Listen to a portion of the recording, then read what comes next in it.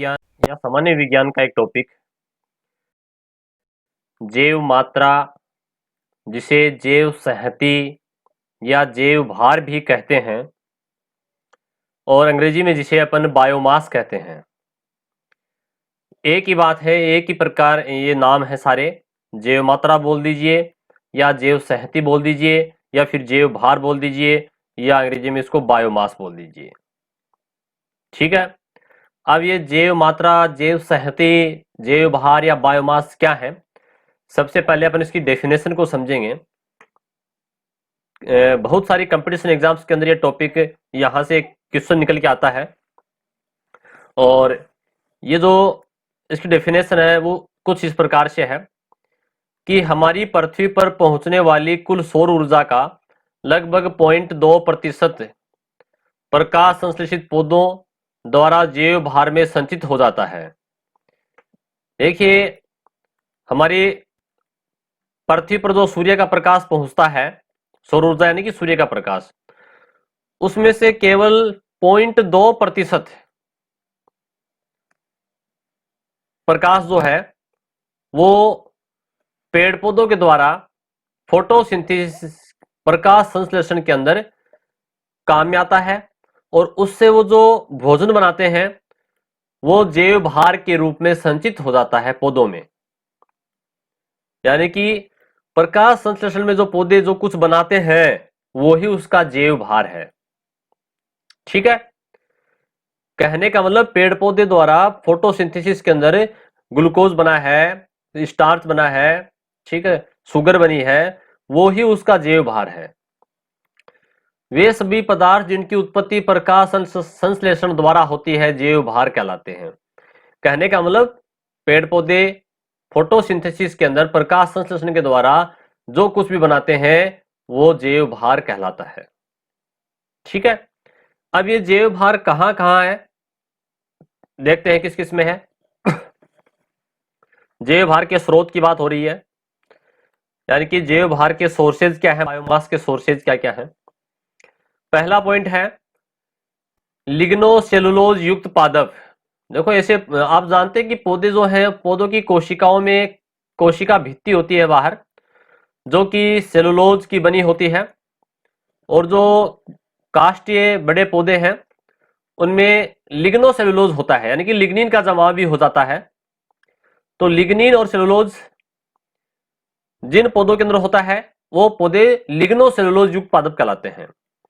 जैसे यूकेलिप्टिस पौधे का नाम है, नीलगिरी भी कहते हैं इसको, चीड़ का वृक्ष है, ल्यूसिना है, मक्का, गन्ना, चुकंदर, ये सारे लिग्नोसेलुलोज वाले पदार्थ हैं।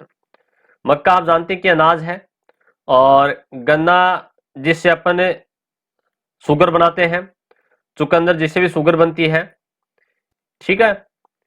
दूसरे जैव भार वाले जो स्रोत है वो है जलीय पादप, शैवाल, जितने भी शैवाल हैं वो सभी फोटोसिंथेसिस करके प्रकाश संश्लेषण करके जैव भार स्टोर करते हैं, संचित कर लेते हैं, और जलकुंभी भी इसका उदाहरण है। अब जैव भार के अंदर तीसरे प्रकार के जो पदार्थ हैं वो है अपशिष्ट पदार्थ। अपशिष्ट पदार्थ का मतलब वो बने तो पेड़ पौधों से ही है, लेकिन उसके बाद में वो उपयोग में लेने के पश्चात वो अनयूज हो गए। जैसे मान लीजिए जैविक कूड़ा करकट। जैविक कूड़ा करकट का मतलब है जैसे सब्जियों के छिलके हैं, फलों के छिलके हैं, वो जैविक कूड़ा करकट में आता है। तो सब्जी और फल पहले क्या थे, पौधे का एक पार्ट थे, पौधे का एक भाग था। ठीक है। तो जैव भार है ये भी। फसलों के अपशिष्ट, जितने भी फसलें हैं उनके जो अपशिष्ट पदार्थ हैं, अनयूज जो पार्टिकल्स हैं, वो सारे क्या है, जैव भार की स्रोत है वो भी। जैसे डंठल है, चावल की भूसी है, सरसों की खली है, नींबू के छिलके हैं, गन्ने का बचा हुआ भाग है, नारियल के रेशे हैं और महुआ है। ये सारे फसलों के अपशिष्ट हो गए। जैव मल, जैव मल मतलब जीव जंतुओं का जो मल अपशिष्ट पदार्थ है, जैसे पशुओं में मुख्यतः गोबर। ठीक है। तो ये गोबर किससे बना, पौधे ने जो चारा खाया है, जो घास फूस खाया है, उसी से बना, और घास फूस में क्या था, जैव भार। ठीक है। तो ये गोबर जो है ये भी अपशिष्ट पदार्थ की श्रेणी में है, और ये जैव भार का अपशिष्ट पदार्थ है। ठीक है। लकड़ी है, तो लकड़ी भी क्या है, जैव भार है।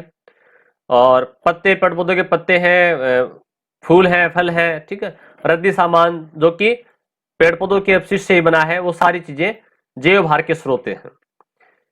तो हमने अब तक जैव भार की परिभाषा और जैव भार के जो स्रोत है, सोर्सेज हैं, कि जैव भार किन किन में होता है, उसको समझा। अब जैव भार हमारे लिए किस प्रकार से उपयोगी है? तो जैव भार या जैव मात्रा का उपयोग दो प्रकार से अपन कर सकते हैं। एक तो खाद के रूप में, जो अवशिष्ट पदार्थ है उनसे अपन खाद बना सकते हैं, और दूसरा जैव ऊर्जा के रूप में, यानी कि जैव भार से अपन ऊर्जा प्राप्त कर सकते हैं, जिसे जैव ऊर्जा कहेंगे।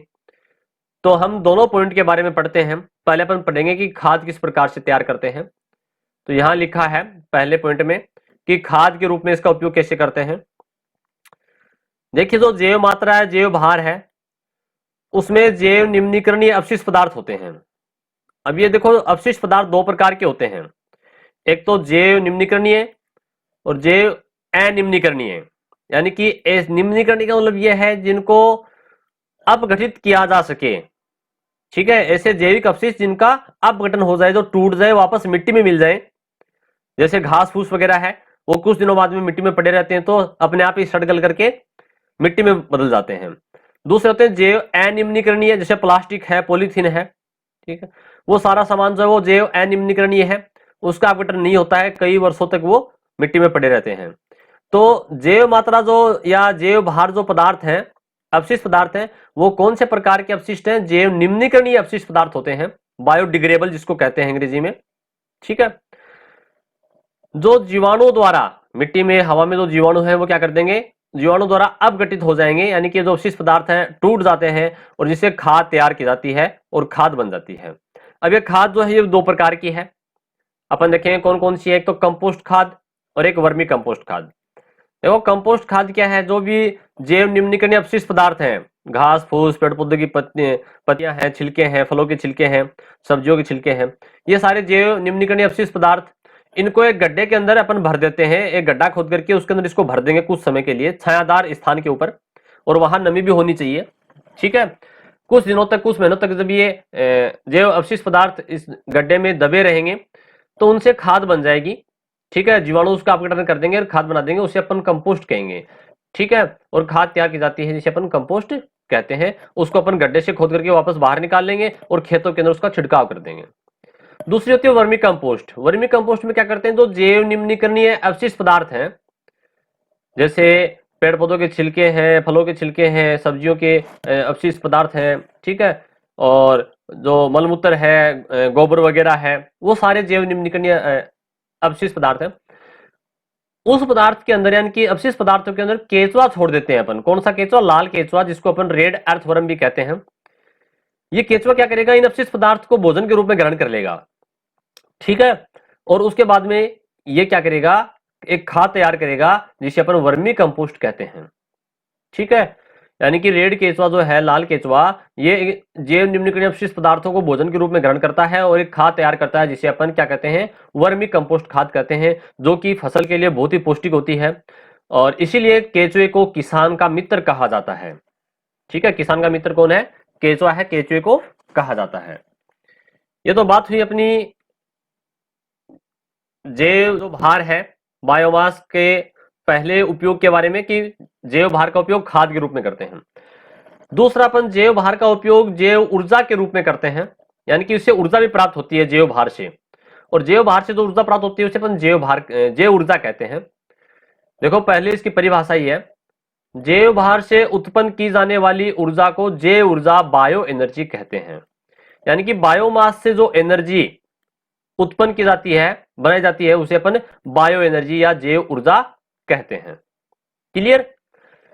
अब देखिएगा, ये जो जैव ऊर्जा है, जैव मात्रा से जो ऊर्जा तैयार की जाती है, ये ऊर्जा का कौन सा स्रोत है? ऊर्जा के दो प्रकार के स्रोत हैं, गैर पारंपरिक और पारंपरिक। पारंपरिक का मतलब होता है जो पुराने जमाने से चलता आ रहा है, जैसे कोयला, पेट्रोल, डीजल, ये ऊर्जा के पारंपरिक स्रोत हैं। और सौर ऊर्जा है, पवन ऊर्जा है, ये गैर पारंपरिक स्रोत हैं, ठीक है। या नवीनीकृत स्रोत हैं, रिन्यूएबल हैं, इनको दोबारा बार बार काम में ले सकते हैं। सूर्य की ऊर्जा रिन्यूएबल है, दोबारा बार बार काम में ले सकते हैं। रोज सूर्य उदय होता है, सोलर पैनल से अपन सोलर लाइट प्राप्त कर सकते हैं। विंड एनर्जी है, जैसे पवन चक्की है, ठीक है, तो इससे अपन पवन पंखे घूमेंगे और पवन चक्की घूमेगी तो ऊर्जा बनेगी, बिजली बनेगी। उसी प्रकार से जो जैव मात्रा से जो ऊर्जा प्राप्त होती है, जैव ऊर्जा है, ये भी ऊर्जा का नवीनीकृत या गैर पारंपरिक स्रोत है। यहीं से क्वेश्चन बन जाता है। क्लियर? इसको अपन बार बार काम में ले सकते हैं। पेड़ पौधे नए उगते रहेंगे, अपन काम में लेते रहेंगे, गोबर जो है उसको अपन काम में लेते रहेंगे। तो इस प्रकार से अपन ने अब आगे लिखा है, जैव मात्रा से ऊर्जा को निम्न विधियों से प्राप्त किया जा सकता है। अब ये जो जैव मात्रा बायोमास है, उस बायोमास से जो बायो एनर्जी प्राप्त करते हैं, वो कई तरीके हैं उसके एनर्जी को प्राप्त करने के। तो वो कौन कौन से तरीके से अपन प्राप्त करते हैं, दैनिक जीवन में काम में लेते हैं। सबसे पहले तो आता है जलाऊ काष्ठ, यानी कि जलाऊ लकड़ी, ऐसी लकड़ी जिसको अपन जलाने के रूप में काम में लेते हैं चूल्हे के अंदर।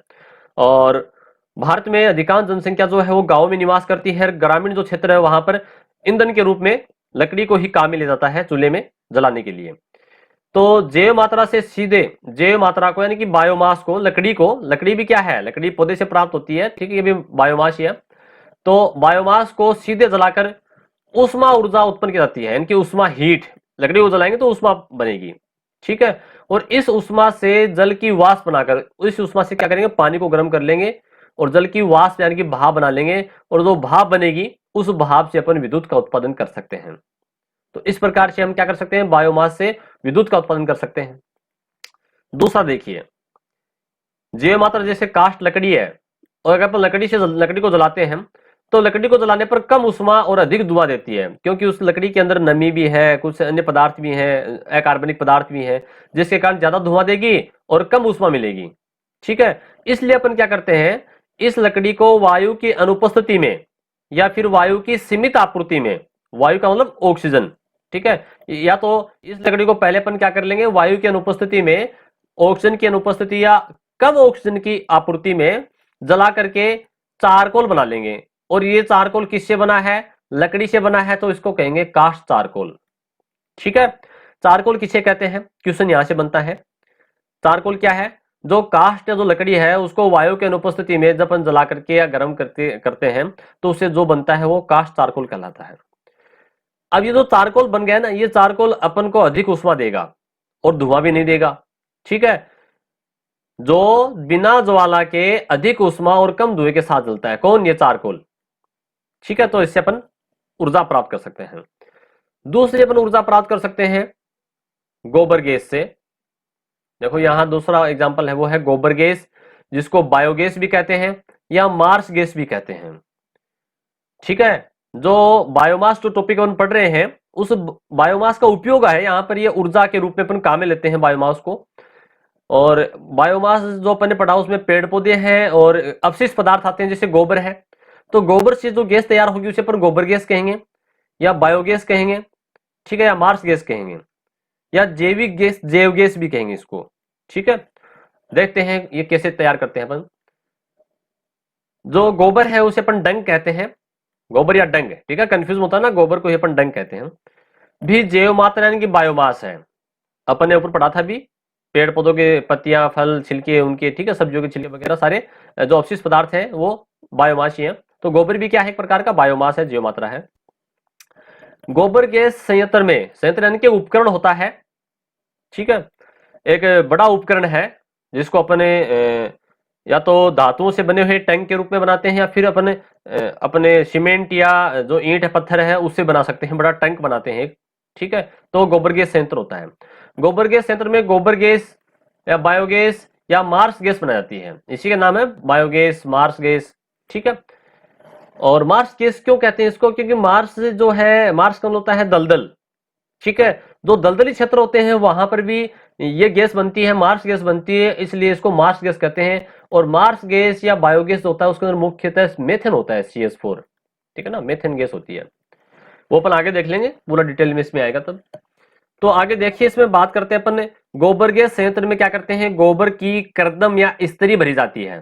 पहले अपन गोबर को जो है पानी के साथ में मिला करके एक टैंक में डाल देंगे, जहां गोबर में मिथेनोजेन जीवाणु, अब गोबर में जो जीवाणु है, मिथेनोजेन जीवाणु, ये प्रेजेंट होते हैं, ठीक है। ये क्या करेंगे, सेलुलोज पदार्थ, जो गोबर के अंदर जो जंतु ने जो कुछ भी खाया है, घास फूस, पौधे का भाग है और पौधे में सेलुलोज होता है, तो ये मिथेनोजन जो जीवाणु है या क्या करेंगे, सेलुलोजी जो पदार्थ है, कार्बनिक जो पदार्थ है, ठीक है, उसको अवायवीय किण्वन द्वारा मीथेन गैस में बदल देंगे। गोबर गैस जो संयंत्र है, टैंक है, उसमें क्या होगा ये बता रहा है कि गोबर को अपन उसमें भरेंगे पानी के साथ मिला करके, और तो गोबर के अंदर ही क्या है, मिथेनोजन जीवाणु है। ये क्या करेंगे, जो सेलुलोजी पदार्थ है, कार्बनिक पदार्थ है, उसको अवायवीय किण्वन, यानी कि वहां वायु की आवश्यकता नहीं होती है, हवा की आवश्यकता नहीं है, ऑक्सीजन की आवश्यकता नहीं है, वायु का मतलब यहाँ ऑक्सीजन से है, ठीक है। बिना O2 के भी ये बैक्टीरिया क्या करेंगे, जो जीवाणु है, ये इस सेलुलोजी कार्बनिक पदार्थ को किण्वन के द्वारा, ठीक है, फ्रेगमेंटेशन के द्वारा मीथेन गैस में बदल देंगे। क्लियर। अब देखो ये प्रक्रिया 3 चरणों में होती है। पहले क्या करते हैं, प्रथम चरण में जो अवायवीय जीवाणु है वो जटिल कार्बनिक पदार्थ, जटिल जैसे सेलुलोज है, हेमीसेलुलोज है, ठीक है, इन पदार्थ, जटिल पदार्थों को क्या करेंगे, पहले जटिल पदार्थों को सरल पदार्थों में तोड़ देंगे। क्लियर। जटिल पदार्थों को किसमें तोड़ देंगे, सरल पदार्थों में तोड़ देंगे। दूसरे चरण में क्या होगा, दूसरे चरण में जीवाणु आंशिक अवायवीय किण्वन द्वारा सरल पदार्थों को पहले कार्बनिक अम्लों में, अब देखो पहले थे जटिल पदार्थ, टूट गए सरल में, अब ये सरल पदार्थ हैं, ये फिर टूटेंगे किसमें, कार्बनिक अम्ल में, और कार्बनिक अम्ल के बाद में टूटेगा एसिटिक अम्ल में, ठीक है। ये स्टेप याद रखिएगा, जटिल पदार्थ पहले टूटे सरल पदार्थों में, सरल पदार्थ जो टूटे हैं वो टूट गए कार्बनिक अम्ल में, और कार्बनिक अम्ल टूट गए एसिटिक अम्ल में, ठीक है, तो एसिटिक एसिड बन गया उस टैंक में। तीसरे चरण में क्या होगा, तृतीय चरण में मिथेनोबैक्टीरियम द्वारा, जो मिथेनोबैक्टीरिया है, ये इस एसिटिक अम्ल को, जो एसिटिक अम्ल बना था अभी, उसको मीथेन में बदल देते हैं। तो इस प्रकार से मीथेन गैस बनती है। 3 चरणों में प्रक्रिया पूरी होती है, टैंक के अंदर होती है। और चलिए देखते हैं टैंक जो संयंत्र है वो किस प्रकार से होता है। इस प्रकार से आप देख पा रहे हो, ये यहाँ पर पूरा एक टैंक है, मिट्टी के अंदर बना हुआ है, ठीक है, यहाँ। और ये देखिए इसमें अपन गोबर और जल यहाँ इसमें से डाल देते हैं, एक पाइप लगा हुआ है नीचे इस टैंक में, ठीक है, यहाँ से इसमें डाल देंगे। और यहाँ जो इस नीचे वाले टैंक को बोलते हैं डाइजेस्टर, क्या बोलते हैं इसको, डाइजेस्टर बोलते हैं। इसके अंदर कुछ दिनों तक यहाँ ये गोबर और पानी जो है ये रहेगा, और यहाँ पर मिथेनोजन जो बैक्टीरिया है वो अवायवीय किण्वन के द्वारा क्या करेंगे, गैस बनाएंगे, और वो गैस जो है ये हल्की होने के कारण इस ऊपर वाले भाग के अंदर है ना, यहाँ इसमें इकट्ठी हो जाएगी। और यहाँ जैसे मीथेन CH4 होती है, कुछ मात्रा में CO2 गैस भी बनती है, हाइड्रोजन सल्फाइड गैस भी बनती है, ठीक है, और गैसें भी बनती हैं, लेकिन अधिक मात्रा में मीथेन होती है और CO2 भी होती है इसमें। और ये जो जहां गैस इकट्ठी होती है उसे अपन गैस होल्डर बोलते हैं। यहाँ पर एक पाइप लगा होता है जिसको रसोई गैस के अंदर या कनेक्शन करके अपन बर्नर के द्वारा अपन इसको चूल्हे में काम में ले सकते हैं, ठीक है। धुआं रहित गैस है, इसमें धुआं नहीं निकलता है। और अब ये जो टैंक जब फुल हो जाता है तो यहाँ से एक देखो निकास द्वार भी है, यहाँ से इसको अपन बाहर निकाल लेते हैं, जो स्लज है इसको अपन बाहर निकाल लेंगे, ठीक है। तो इस प्रकार से ये संयंत्र है। अब देखिए कुछ खास बातें जहां से अक्सर क्वेश्चन आते हैं कि मार्स गैस में है क्या क्या। मार्स गैस में 75% मेथन होता है, बहुत इंपॉर्टेंट है। यहाँ से ये लाइन कई बार एग्जाम्स में पूछी गई है, कंपटीशन एग्जाम्स के अंदर, कि मार्स गैस या बायोगैस या जैविक गैस में क्या होता है, 75% मेथन होती है और 20 से 30% कार्बन डाइऑक्साइड होती है, ठीक है। मैंने यहाँ 20 लिखा है, 20 से 30% तक होती है। कुछ बुक्स में आपको 25 मिलेगा, कुछ में 30 मिलेगा, 20 से 30 तक होती है।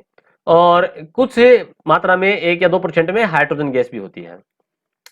बायोगैस या जैवगैस मार्स गैस को है, इसी का नाम है, आप कंफ्यूज मत होना, कि क्षमता प्राकृतिक गैस से कुछ कम होती है। देखो प्राकृतिक गैस जो है वो नेचुरल गैस है, जिसको अपन CNG कहते हैं ना, कंप्रेस्ड नेचुरल गैस। जो पेट्रोलियम के उत्पादन के समय जो ऊपरी जो चट्टाने हैं, पेट्रोलियम जो है उसके ऊपर की तरफ जो गैस होती है चट्टानों के अंदर, वो नेचुरल गैस होती है, उसको कंप्रेस कर देते हैं तो संपीड़ित प्राकृतिक गैस हो जाती है। तो ये बता रहा है कि जो बायोगैस है ना, ये बायोगैस की क्षमता है, कैपेसिटी है या क्वालिटी है, वो प्राकृतिक गैस से कुछ कम होती है। क्यों होती है, क्योंकि इसमें CO2 गैस होती है। देखो ये CO2 गैस 20 से 30%, किसमें, मार्स गैस के अंदर। जबकि प्राकृतिक जो गैस है CNG गैस, इसके अंदर मेथेन ही होता है, CH4, ठीक है। जो CNG गैस है नेचुरल जो कंप्रेस्ड नेचुरल गैस है, जिसको CNG कहते हैं, संपीड़ित प्राकृतिक गैस है, उसमें भी मेथेन ही होता है, और मार्स गैस में भी मेथेन ही है, ठीक है। परंतु मार्स गैस में यहाँ पर कुछ मात्रा में CO2 भी होता है, जिसके कारण इसकी क्षमता कम होती है, इसकी कैपेसिटी कम होती है। और मार्स गैस दलदली क्षेत्र में भी बनती है, अभी बताया था मैंने। मार्स जो नाम पढ़ा ना, वो दलदल से पढ़ा है, दलदल को ही मार्स कहते हैं अपन, ठीक है। और आगे है गोबर गैस या मार्स गैस का उपयोग घरों में ईंधन के रूप में करते हैं। यह प्रदूषण मुक्त गैस है, इसमें किसी प्रकार का धुआं या प्रदूषण नहीं होता है। अगला पॉइंट है, भारत में बायोगैस उत्पादन की प्रौद्योगिकी का विकास भारतीय कृषि अनुसंधान संस्थान तथा खाद्य एवं ग्रामीण उद्योग आयोग के सहयोग से हुआ। देखो सबसे पहले जो बायोगैस का उत्पादन है ये किन दो, मुख्य रूप से दो संस्था है, ये यहां से भी क्वेश्चन बन सकता है। एक तो भारतीय कृषि अनुसंधान संस्थान, दूसरे इसके साथ में है खाद्य एवं ग्रामीण उद्योग आयोग। इन दोनों के द्वारा ही सबसे पहले बायोगैस का उत्पादन भारत में किया गया। और उत्तर प्रदेश के इटावा जिले, यूपी जो स्टेट है वहां इटावा एक जिला है, और उसमें अजीतमल स्थान के ऊपर 1961 में, देखो काफी समय पुराना है, गोबर गैस अनुसंधान स्टेशन स्थापित किया गया है। अलवर में, अब राजस्थान की बात कर रहे हैं, ठीक है, अलवर में सरसों के अपशिष्ट से बायोगैस बनाने का संयंत्र स्थापित है, क्योंकि अलवर भरतपुर में खूब सरसों का उत्पादन होता है, और तो वहां सरसों का जो अपशिष्ट है उससे बायोगैस या मार्स गैस अपन बनाते हैं। आगे लिखा है बायोगैस संयंत्र में बचे हुए अपशिष्ट को, अब देखो जो अपशिष्ट बच गया गैस बनने के बाद में, जो गोबर डाला था अपन ने, उसको अपन स्लरी कहते हैं। क्या कहते हैं? स्लरी कहते हैं। बहुत इंपॉर्टेंट लाइन है भी, जो कि खाद के रूप में प्रयुक्त करते हैं। उसको बाहर निकाल लेंगे, फिर उसको अपन खेतों में छिड़क देंगे, खाद के रूप में काम आ जाएगी। यानी कि गोबर जो अवशिष्ट पदार्थ था उससे अपन ने गैस भी बना ली, और जो कुछ बच गया वो स्लरी है उसको अपन खाद के रूप में दोबारा काम में ले लेंगे। और ये खाद बहुत इंपॉर्टेंट होती है क्योंकि इसके अंदर नाइट्रोजन और फास्फोरस प्रचुर मात्रा में होता है, जो कि पौधों के लिए बहुत ही पौष्टिक है। ठीक है। और शहरों में जो कूड़ा करकट है, मल है, रद्दी है आदि से बायोगैस बनाकर के पर्यावरण प्रदूषण की समस्या को भी हल किया जा सकता है। क्योंकि शहरों के अंदर जो है अक्सर हम इन कूड़ा करकट को, रद्दी को आदि को जला देते हैं, जिससे प्रदूषण ही फैलता है। ठीक है, कोई यूज नहीं है, तो इससे प्रदूषण की समस्या भी हल होगी और बायोगैस भी बनेगी, ईंधन के रूप में भी काम में ले लेंगे। तो ये तो अपना जो बायोगैस है वो एक जो जैव मात्रा था, बायोमास था, उसका एक अपना उपयोग था, यूज था। तीसरा उपयोग जो अपन पढ़ने जा रहे हैं वो पॉइंट इसमें वो है बायोडीजल। देखो बायोडीजल, डीजल आपने नाम सुना होगा, जो पेट्रोलियम जो पदार्थ है उसका प्रभाजी आसवन करते हैं, तो उससे पेट्रोल, डीजल, केरोसिन, कोलतार, है ना, ईथर, ये बहुत सारे पदार्थ बनते हैं, वेस्लिन वगैरह। परंतु पेड़ पौधों से जो डीजल जैसा पदार्थ प्राप्त होता है, क्योंकि डीजल जो है वो एक प्रकार का हाइड्रोकार्बन है। ठीक है, और पौधों के अंदर भी हाइड्रोकार्बन का निर्माण होता है, सभी में नहीं होता, कुछ पौधों में होता है। तो जिन पौधों के अंदर ये डीजल जैसा पदार्थ बनता है, डीजल के जैसा होता है, वो बायोडीजल कहलाता है। तो ये पौधे कौन कौन से हैं, यहां से इंपोर्टेंट क्वेश्चन बनता है। रतन जोत आपने नाम सुना होगा, रतन जोत को अपन सफेद अरंडी भी कहते हैं। अरंडी अलग होती है, लेकिन सफेद अरंडी रतन जोत को कहते हैं। ठीक है, और इसका वैज्ञानिक नाम है वो है जेट्रोपा। क्या नाम है? रतन जोत का ही नाम है जेट्रोपा, याद कर लीजिएगा, जेट्रोपा। अलग अलग नहीं, एक ही पौधा है रतन जोत और जेट्रोपा, एक ही बात है। एक है करंज, महुआ और अरंडी। ठीक है, अरंडी को अपन केस्टर कहते हैं ना, केस्टर ऑयल निकलता है इसे। ठीक है, अलसी है, सूरजमुखी है आदि के बीजों में पाए जाने वाले वश्य अम्ल, देखो इनमें क्या होता है, फैटी एसिड होता है, वश्य अम्ल होता है। ठीक है, जो एक प्रकार का हाइड्रोकार्बन है। और वश्य अम्ल में, इस वश्य अम्ल का अपन क्या करेंगे, एसिटीकरण करेंगे, फैक्ट्री के अंदर एसिटीकरण हो जाएगा इसका। जब वश्य अम्लों का एसिटीकरण करते हैं तो उसे बायोडीजल प्राप्त करता है, और इस बायोडीजल का उपयोग अपन मोटर गाड़ियों में ईंधन के रूप में कर सकते हैं। ठीक है, तो अपने पास एक प्रकार से डीजल का क्या हो गया, दूसरा विकल्प आ गया, अल्टरनेट व्यवस्था। क्योंकि डीजल जो है वो एक ना एक दिन समाप्त हो जाएगा, ये पारंपरिक ऊर्जा का स्रोत है, अनवीनीकृत है, इसको अपन बार बार काम में नहीं ले सकते। ठीक है, ये सीमित संसाधन है, इसलिए अपन इसका अल्टरनेट ढूंढ रहे हैं, डीजल का अल्टरनेट बायोडीजल, जो कि पौधों से, तो ये भी पौधों के अंदर सारे बने हैं, पौधों से ही ये वश्य अम्ल बना है, तो ये भी क्या है, जैव मात्रा है, बायोमास ही है। ठीक है, तो इससे अपन क्या कर सकते हैं, बायोडीजल तैयार कर सकते हैं। अगला जो है वो है पेट्रो प्लांट। देखो नाम ही क्या, पेट्रो यानी कि पेट्रोल। अभी डीजल की बात हुई, अब पेट्रोल की बात करेंगे। पेट्रोल डीजल अपन मोटर गाड़ी में ईंधन के रूप में काम में लेते हैं। तो पेट्रो पादप में लिखा है कि यूफोर्बिया पौधों के नाम है। पारा रबड़ है, रबड़ का पादप होता है, पौधा होता है रबड़ का। ठीक है, चंपा है, जिसको नाग चंपा भी कहते हैं, चंपा, नाग चंपा। आक, आक आप सभी जानते हो, अपने एक प्रकार की खरपतवार है। ठीक है, जिसको कैलोट्रोपिस कहते हैं अपन। और फाइकस है, चीकू का पौधा है। ये सारे पौधे जो है, इन पादपों में क्या बनता है, क्षीर बनता है, क्षीर जिसको अपन कहते हैं लेटेक्स, यानी कि दूध जैसा पदार्थ बनता है, जिसको लेटेक्स कहते हैं। क्लियर? अब देखो ये है तो बायोमास ही, क्योंकि फोटोसिंथेसिस से बना है लेटेक्स इसके अंदर। ठीक, अब देखो भारतीय इंस्टीट्यूट ऑफ पेट्रोलियम कहाँ, ये देहरादून में है। एक क्वेश्चन यहीं से बनाता है कि भारतीय इंस्टीट्यूट ऑफ पेट्रोलियम देहरादून। ठीक है, तो यहां पर जो भारतीय इंस्टीट्यूट ऑफ पेट्रोलियम है, ये इन पौधों के लेटेक्स यानी कि जो दूध जैसा पदार्थ है, जो क्षीर है, लेटेक्स है, उससे प्राप्त हाइड्रोकार्बन को पेट्रोल के स्थान पर ईंधन के रूप में उपयोग का शोध कार्य कर रहे हैं। कहने का मतलब ये जो पौधे हैं, इन पौधों में जो कुछ बना है वो लेटेक्स कहलाता है, क्षीर कहलाता है, ठीक है। और ये भी क्या है, एक प्रकार का बायोमास है। और इससे इसका उपयोग जो है वो अपन भारतीय इंस्टीट्यूट ऑफ पेट्रोलियम जो देहरादून के अंदर है, वो इसमें हाइड्रोकार्बन होता है इस लेटेक्स के अंदर, और उसको पेट्रोल के स्थान पर काम में ले रहे हैं, ठीक है। फिर नेक्स्ट है स्टार्च एवं लिग्नोसेलुलोज से एथेनॉल का निर्माण। देखो कुछ पौधों में स्टार्च बनता है, और अभी बताया था अपन ने काष्ठ पौधों में लिग्निन और सेलुलोज होता है, तो उससे अपन एथेनॉल प्राप्त कर सकते हैं। और एथेनॉल को भी अपन मोटर गाड़ियों में पेट्रोल के साथ मिला करके, ठीक है ना, इसको काम में ले सकते हैं, या पूर्ण रूप से एथेनॉल से अपन गाड़ी चला सकते हैं। क्लियर। तो जो स्टार्च है, स्टार्च किस किस में होता है? स्टार्च जैसे आलू के अंदर आपने नाम सुना होगा, स्टार्च अंग्रेजी का शब्द है, हिंदी में इसको मंड कहते हैं। तो जैसे आलू के अंदर स्टार्च होता है, मक्का है, मक्का भी स्टार्च का स्रोत है। और शर्करा फसलें जैसे गन्ना है, चुकंदर है, शर्करा, ऐसे शुगर बनती है ना, गुड़ वगैरह बनता है, चीनी शुगर है ना। और लिग्नोसेलुलोज युक्त काष्ठ पौधे जो बड़े इमारती पौधे हैं, इनके किण्वन के द्वारा एथेनॉल का उत्पादन किया जाता है। ईस्ट के द्वारा किण्वन कर लेंगे, ठीक है, एथेनॉल बनता है। शराब बनती है ना, शराब के अंदर भी एथेनॉल होता है। तो ये जो एथेनॉल है, इसका उत्पादन वाहनों में ईंधन के रूप में प्रयोग किया जा सकता है। और ऐसा करने वाला ब्राजील देश जो है पूरे वर्ल्ड के अंदर सबसे ज्यादा टॉप में है, यानी कि सबसे अग्रणी देश है। यहां से क्वेश्चन बन सकता है कि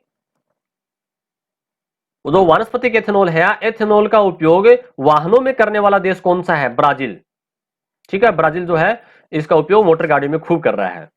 तो है क्या ये स्टार्च यानी फसलें जो सारी ये बायोमास ही तो है, पेड़ पौधों से जो फोटोसिंथेसिस से जो कुछ बना है, स्टार्च फोटोसिंथेसिस से बना है, शर्करा भी प्रकाश संश्लेषण से बनी है। तो ये सारी चीजें प्रकाश संश्लेषण से बने पौधों में तो बायोमास है, बायोमास से अपन बायो एनर्जी प्राप्त कर रहे हैं, ठीक है। एथेनॉल जो है वो भी एक प्रकार से ईंधन के रूप में काम आता है, एनर्जी के रूप में काम आता है, और ब्राजील देश इसमें टॉप में है। सबसे लास्ट इसमें पढ़ेंगे अपन सेवालिये हाइड्रोजन फैक्ट्री। देखो शैवाल, आप सभी शैवालों से परिचित हैं, जलीय पादप है, ठीक है। शैवालों को दिन के समय अगर गंधक व ऑक्सीजन की आपूर्ति अवरुद्ध कर दी जाए, यानी कि शैवाल को अगर गंधक और सल्फर नहीं है, ऑक्सीजन, गंधक को अपन सल्फर भी कहते हैं, गंधक या सल्फर एक ही बात है, ठीक है। अगर गंधक नहीं देंगे और ऑक्सीजन नहीं देंगे, इसकी सप्लाई बंद कर देंगे, तो शैवाल प्रकाश संश्लेषण के अंत में O2 के स्थान पर हाइड्रोजन गैस बनाना शुरू कर देंगे। देखो फोटोसिंथेसिस में होता क्या है, पौधे CO2 लेते हैं और जल लेते हैं और ऑक्सीजन बनाते हैं, ठीक है। फोटोसिंथेसिस की दिन में होती है प्रक्रिया, तो दिन में पौधे क्या करते हैं, फोटोसिंथेसिस के द्वारा ऑक्सीजन छोड़ते हैं। परंतु अगर गंधक और ऑक्सीजन की सप्लाई बंद कर दें शैवालों को, तो शैवाल उसके स्थान पर क्या बनाना शुरू कर देंगे, हाइड्रोजन बनाना शुरू कर देंगे। और हाइड्रोजन आप सभी जानते हो कि बहुत ज्वलनशील गैस है, हाइड्रोजन गैस स्वयं जलती है, और हाइड्रोजन जो है उसका उपयोग अपने ऊर्जा के रूप में, ठीक है। आजकल देखो अमेरिका के अंदर एक टेस्ट चल रहा है हाइड्रोजन वाली बसें, ठीक है। तो हाइड्रोजन जो है इससे अपने इसको ईंधन के रूप में काम में ले सकते हैं, और जो कि एक ऊर्जा का स्रोत है। तो यहाँ पर जो शैवाल है ये क्या है, शैवाल तो पादप है, और शैवाल फोटोसिंथेसिस से क्या बनाएंगे, बायोमास, यानी कि इसके अंदर जो कुछ बनेगा वो बायोमास है, ठीक है। तो इस प्रकार से हमने बायोमास के ऊर्जा के रूप में उपयोग पढ़े। मेरे ख्याल से आपके साथ टॉपिक क्लियर हो गया होगा कि इस टॉपिक में अपने देखो पहले पढ़ा जैव मात्रा, जैव सहती या बायोमास, जैव भार क्या है, इसकी परिभाषा। फिर अपने इसके स्रोत पढ़े कि बायोमास कहाँ कहाँ किस किस में होता है, वो सारी बातें अपन देख ली। फिर अपने जैवमास का उपयोग पढ़ा खाद के रूप में और उर्वरक के रूप में, ठीक है। खाद भी दो प्रकार की है, दोनों पढ़ लिए अपन ने। और ऊर्जा के रूप में पढ़ा अपने, ऊर्जा के लिए अपने जलाव लकड़ी है, गोबर गैस है, ठीक है। उसके अलावा अपने बायोडीजल पेट्रो प्लांट है, स्टार्च इथेनॉल का निर्माण करना, और शैवालों से हाइड्रोजन उत्पादन करना, यानी कि शैवाल जो है हाइड्रोजन उत्पादन की फैक्ट्री एक प्रकार से। तो ये सारी बातें अपन ने यहाँ डिस्कस की। जैव मास या बायोमास जिसको अपन कहते हैं, ये टॉपिक अपने यहाँ पूरा क्लियर किया। मेरे ख्याल से इससे बाहर किसी भी कंपटीशन एग्जाम में कोई क्वेश्चन नहीं बनेगा। अगर आप ये पूरा वीडियो ध्यान से देखते हो, समझते हो, तो आपका ये क्वेश्चन जो है वो कभी भी गलत नहीं होगा। धन्यवाद।